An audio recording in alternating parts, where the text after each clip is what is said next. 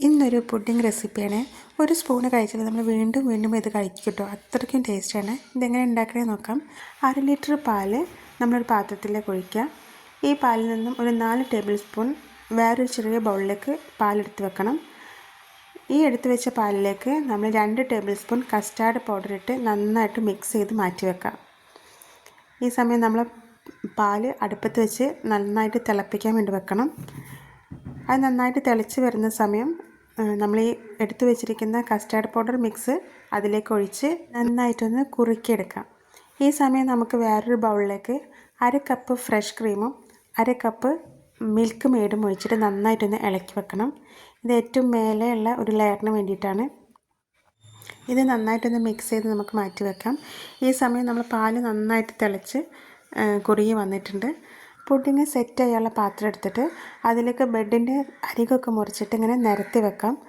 അതിൻ്റെ മുകളിലേക്ക് നമ്മൾ ഫസ്റ്റ് ലെയറായിട്ട് കസ്റ്റാർഡ് പാൽ മിക്സ് നന്നായിട്ട് ഒഴിച്ച് വെക്കാം. ഇതിൻ്റെ മേലെ വീണ്ടും ബ്രെഡിൻ്റെ സ്ലൈസ് തന്നെ വെക്കാം.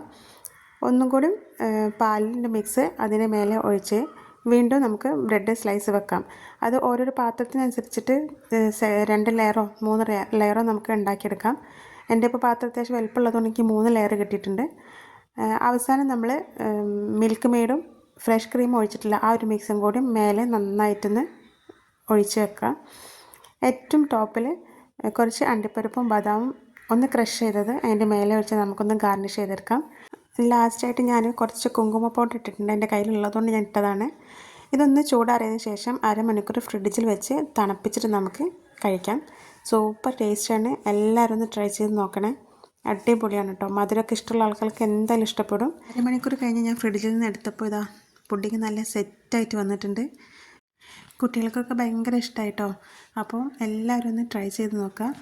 എൻ്റെ വീഡിയോ ആദ്യമായിട്ട് കാണുന്നവരൊക്കെ ലൈക്ക് ചെയ്ത് ഷെയർ ചെയ്ത് സബ്സ്ക്രൈബ് ചെയ്യാം കേട്ടോ.